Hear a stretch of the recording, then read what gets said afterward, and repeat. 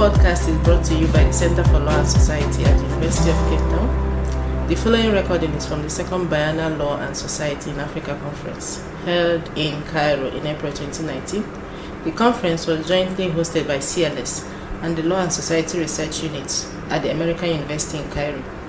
The section was entitled Biennial for Law and Society in Africa and the Middle East, a conversation with early career scholars. To find out more about the conference and the work of CLS, please visit our website at www.cls.uct.ac.za. Find us on social media at CLS UCT, or drop us an email at pbl-cls@uct.ac.za. Please do get in touch should you have any ideas for further projects and collaborations. And in the meantime, happy listening. Welcome to the second day of the Law and Society in Africa Conference. It's good to see you all back again. Sorry to have my back to the people behind me.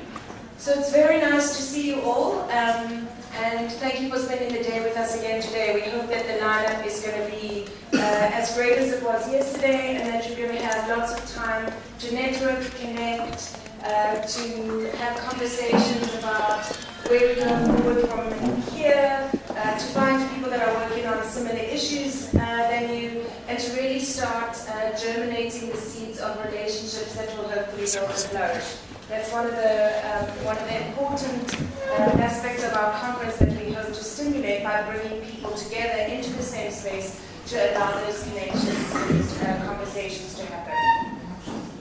I wanted to introduce the session that we're going to have this morning. At the Cape Town conference, we started our conference with a panel in which we invited Karim likes to call them young scholars, we like to call them early career scholars. Really, we should just say crackerjack young minds, I think. To open a panel in the Cape Town conference, which was about a very particular moment at where we were in South Africa in the midst of protest. And we just wanted somebody to be a little bit disruptive, a bit, D likes to use a very South African word, chachaler. It means like a little bit like, scratchy, itchy, difficult, blast the ideas out of the water. So we have decided to replicate that panel today, not on a particular issue, but to get some awesome young African law and society scholars to kind of think a little bit about where they see the horizons going forward. We decided to keep it a conversation just between them and the moderator, who, Mark Masood, allowed himself very kindly to be strong-armed into being our facilitator. We are keeping it as a conversation with them because we only have 1 hour, and we want to leave as much time for them to kind of feed ideas off of one another as possible. But what we do hope is that you'll have some questions, some comments, and that those will be the things that you'll approach each other and them over coffee, over lunch, and really start chat-chatting with each other about where we see the horizons for law and society scholarship in the future. So in a second, I'm going to hand over to them. Enjoy the rest of the day, and I'll see you through and through. Good morning, sabah khair to everyone here. Thank you for coming. What we have right now is a conversation that's going to be happening between the 4 scholars, 2 to my left and 2 to my right, and I'll introduce them in a moment.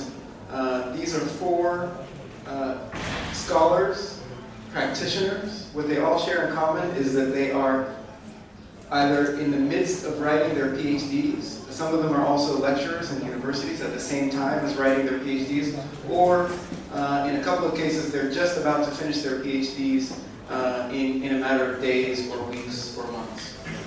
And we invited these 4 people in particular. There was one more person, but she wasn't able to make it, we invited these 4 people in particular because they've spent the last few years devoting themselves to their dissertation projects or to a series of research projects related to their PhD. And we've asked them to come here to zoom out of their own projects and to share with us their knowledge about what is the state of the field of law and society from their perspective. As they think about their own projects, what's the moment that they are in? There's a moment all of us are in our research. It could be a post-revolutionary moment in Egypt. It could be a moment where law is backsliding into populism in other parts of the world. It could be a moment where crimes of gender are taken maybe more seriously or less seriously. It could be any number of moments that each mark how these scholars have engaged with the field of law and society. And I'm asking, and what we're going to do is ask them to zoom out, to give their thoughts on the contemporary political moment and legal moment and social moment in their context, but also to help all of us. As Kelly had said earlier, this is a different kind of panel. The way the organizers of the conference have decided to structure it is that it would be a conversation just between the four of them, so there won't be any interaction with the audience. Okay, thank you. So now we have our fifth panelist. Thank you, Habaia. So I'll introduce the panelists in a moment. So again, what I've asked the panelists to do, what the organizers have asked the panelists to do, is have a conversation with one another. This doesn't preclude all of you from engaging in the conversation later on during the conference, but we wanted to keep it within the panelists for now to discuss, to zoom out from their own projects and help the rest of us think about what does this mean for the state of law in the places that we care about law, based on the places that they study and think about the power or the lack of power of law. So with that, let me introduce the panelists. Heba on my far left is coming from University of Illinois, also as a PhD student in her, I think, 4th year. Then we have Smith coming from University of Cardiff in Wales in the UK.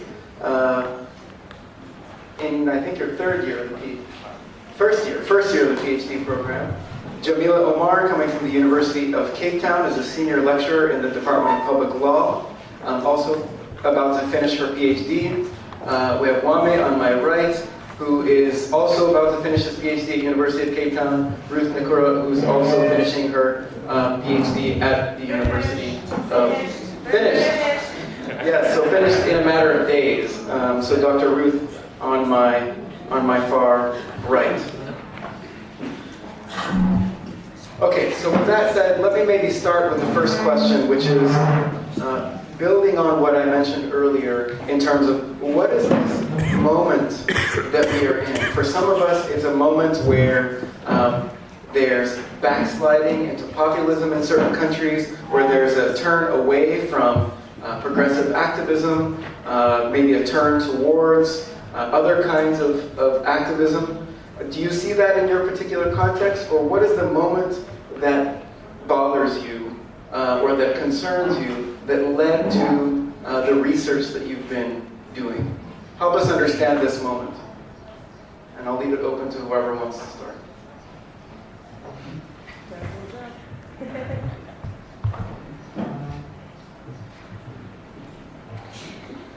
Thank you, Mark. That's a very difficult question to answer. And I think in part because, in my view, there is no real answer to that. There's no one single moment. Even across, even within a country, even within one society of a country, even within a community of scholars, within a society, within a country, there is no one single moment. It really depends on who you ask. If you were to ask a man compared to a woman, you might get a very different answer about what moment you're in. If you were to ask someone who has citizenship versus someone who doesn't have citizenship in that jurisdiction, you'll get a very different answer. If you ask a child compared to an adult, you'll get a different answer. If you ask someone who lives in a rural area or in an urban area, there's no single moment that I, as a South African, can speak on behalf of every other South African and say, this is a uniquely South African moment. There are many moments. And I think that the other thing about moments is that, we might be keen to think of this moment as being unique, a unique moment in time, and it might be unique to those of us living it at the moment, but it might be to older people, no different to the moments that they lived, because everything works in cycles, and we may have come out of a certain period of experiencing certain things and moving into a period where there's pushback, but that has happened before. We've been here before, and nothing has really changed. The real interesting question for us is, if nothing has changed, if we've been here before, then what are the things that we are seeing? What are the things that should be warning us? What are the things that must take us forward into new work and new advances? Thank you, and I'd like to start from where Jamila left us, and she told us about the fact that she sees that there's a lot of similarities between what is happening now and probably what has happened before. And for me, I'm seeing a resurgent moment. And the resurgence that I'm seeing in my context, that is the Kenyan context, is the resurgence of a culture of resistance by groups that have been left behind in terms of who the law speaks to, who the law works for. And we are seeing a lot of narratives being generated at the grassroots level by people who did refer to yesterday as the everyday person within the society, the common person within the society. But these narratives have left some other people behind, and this group of other people are us, the academia. We've been left to catch up with these transformations, and for me, this is a moment where we need to reevaluate ourselves as people who consider themselves to be in the academia, to people who consider themselves to be intellectuals, to be in touch with the realities, to be in touch with the everydayness within the society. So I think for me, this is a moment of resistance, and it is a moment for us to be part of that resistance, to be part of that narrative.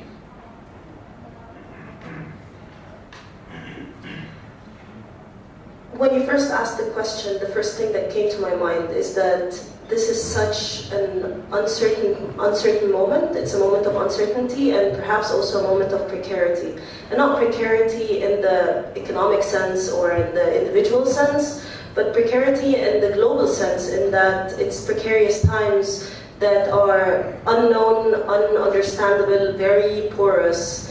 And in response to my colleagues here, Jamila and Smith, I actually, this is one of the things that drive me to answer the question of, is it history repeating itself? And I don't think it is. I think we are in very unique times.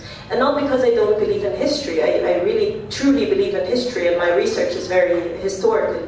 But I really think there is something unique about the times we're in now, where the world is so porous, where the problems are affecting each side of the world in very different ways, where problems have become more or less across the globe and not just necessarily the problem of one side of the world and then the advantages of the other side. I think there is something unique about the times we're in, but even ideologically and in terms of a way forward, I feel that there is more uncertainty and less willingness to sign up for ideological solutions and for a clear way forward. And that really scares me at times, because I believe in resistance and I believe in change, and that is what drives both my practice and my research. But I don't know if it's because we live in these times that I think it's a more complicated period, whereas when you read history, it sounds so straightforward and everything is categorized and there is a term to describe everything and it seems like it makes perfect sense, but if we lived through it, it might have been different. But it seems to me like there isn't an easy solution to the global crises that have also national reflections, and the national crises that have global reflections. I really like, even thinking, what do I want to see happen in Egypt? It's not that easy, because every solution that I have has consequences. And things are moving so fast. And this is scary as well. We don't live in an era where things take, a few decades to materialize. It seems that things materialize so fast with social media and the new communications technologies. So, and that's not pessimism. I'm still very optimistic. I'm just confused, I guess.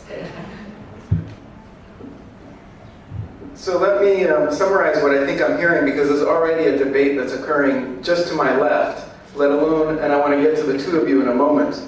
But I hear some people saying, look, we're in a period of uncertainty, we're in a period of resistance in some places, but we've also been through this before. In all of the contexts in which we work and study and care about and think about the law, there has been historically uncertainty, there has been historically resistance, but at the same time, maybe the solutions are different from now compared to solutions in the past. Another thing I heard is reality is far more messy and complicated than the easy histories that we discuss and the easy histories that we read that seem linear and logical, especially when we introduce the law that seems stable. But reality is far more messy. So let me turn to this side and see if you can help us resolve this maybe impasse or conflict in the discussion around what is new and what is not new, what's the moment that you see yourselves in, and what do you see as the way forward? The challenges of the moment that you're in, and what do you maybe see as the way forward? Thank you very much, Mark. I feel like you set us up for an impossible task. But picking back off what Smith said and what Jamila said is, I think that we are in an age of disruptors, of disruptiveness. And what that does, or what that has done, is that it has shattered the notions of binaries. Oftentimes, solutions to problems are thought of as one thing or the other. So you're either capitalist or communist, you're either liberal or communitarian, and that has framed the discourse. And we are finding that people's realities are not that binary. And so what that is doing is that it is creating a wider gap between the law on paper and people's lived realities. And I think that the real job for us as scholars is to be reflective and reflexive, in the sense that you take note of the fact that it isn't enough to simply do gap studies and say, oh, this is what the law says, and this is what is the problem with implementation. There is a resurgence in the fact that people are living their lives outside of the law. And the real job for us is to go into those spaces and understand what is going on. Like you said yesterday, be more descriptive. And when you understand how people frame their reality, that can help us in reframing what we think the law should be. Because the law should be a tool for us, not the other way around. And so, for me, it then ties into issues of power.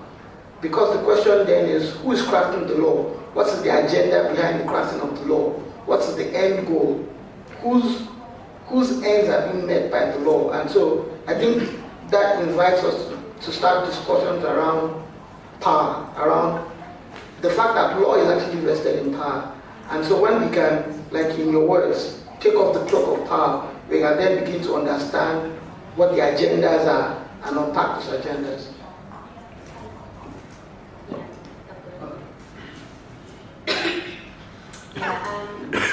So just to say, to agree with Jamila, and maybe to remind us of something Smith said, about what is the role of academics, social legal academics in this moment, whatever the moment is. For me, it feels like there was I call it a moment of inertia. So it's that, I think it's a concept in physics where you're jerked forward by the car when you hit something and then you move right back.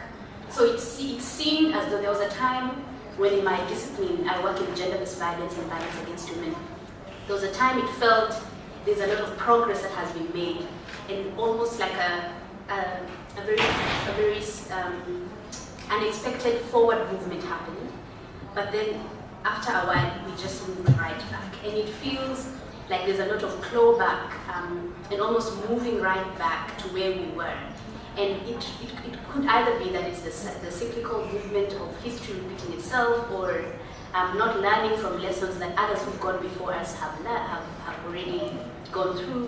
Whatever the reason is, my concern is that we seem not to be able to break the cycle.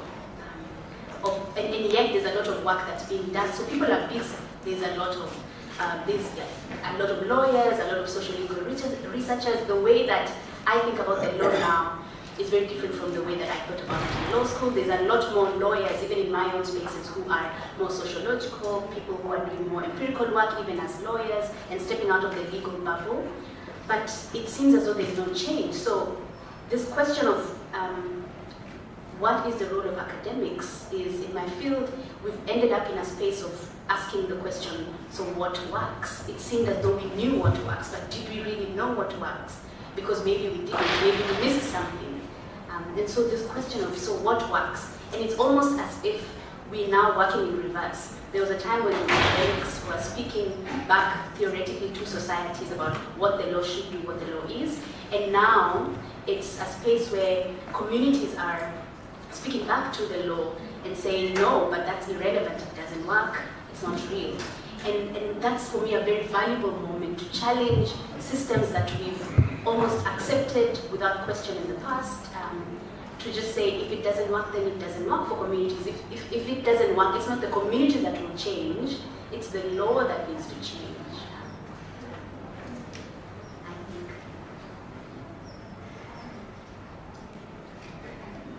I mean, just a lot of this resonates, and I don't think I agree or disagree, or rather, I don't disagree strongly with anything that's being said. I mean, just on this issue of the issues being cyclical, I think just because my view is that we've seen these issues before, and I think people, for example, living in the time leading up to, say, World War II, just as a random example, would have experienced some of the same issues that we see now, whether it's the rising populism, authoritarian governments, increased securitization, a reluctance to get involved in civil issues for fear of reprisals. All of those issues are not new to us. There are differences, of course, but the issues are not new. But just because the issues are not new doesn't make it easy. There's no easy solution we can pluck out of history and say, if we just did this one thing, we would solve all our problems. I think quite the opposite. I think these are issues that are never going to be solved. And I don't mean that in a cynical or negative way. I actually mean it quite the opposite. There's always going to be work to be done. There's always work for us as academics. Our job is to record what's happening in the present, to analyze the trends from the past to the present, and to make recommendations for the future that we hope will bear fruit. But it should always be with the understanding that we're not going to succeed, because law, policy, implementation, all of those things that form the framework for the work that we do are created by people. And people, as you say, yesterday, Mark, are imperfect. And so everything we do is going to be imperfect. So our role here is really to work within that imperfection. Sometimes try not to be too blinkered. I mean, I know, for example, we often have those weeks where we're so stuck in what's happening in South Africa that by the end of the week we feel like there's no hope, this is the worst place in the world to live in, we really should move anywhere else. And all it takes is reading the news of another country or visiting another country to remind you that actually, we don't have it so bad in some instances. And so we also need to not get stuck in our individual moments so much that we can't see outside of that box, really striving to get 10,000 feet that you want us to do.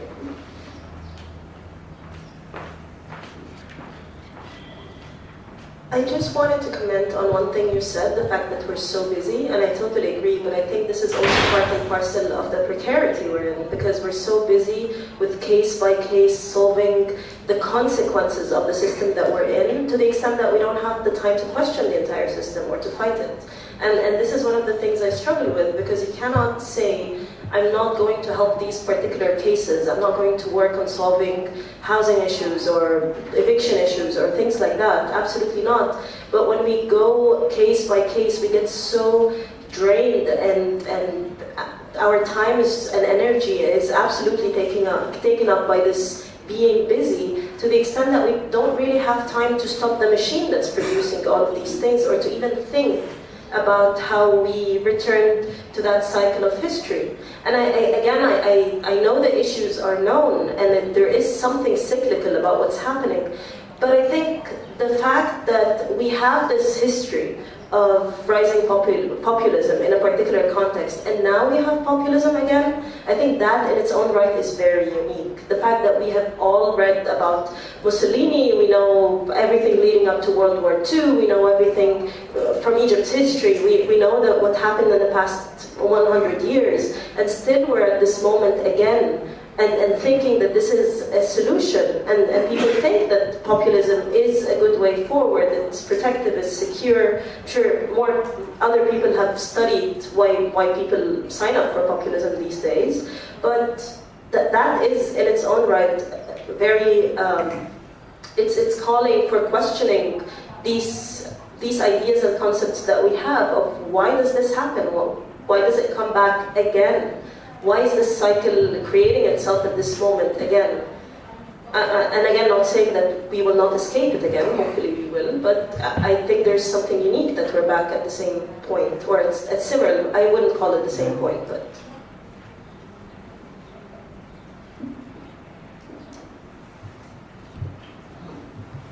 I think, taking off of your point, I think one of the things that is required of us in trying to understand the rise of populism is to, and I'm sorry I keep coming back to this point of power, I think it's a pushback. And so when you have politicians that can tap into that, into the ether, into that essence that is the undercurrent, because a lot of the populist regimes have come off the back of democratic processes. So they haven't inherently been authoritarian. They have the backing of the people in a sense.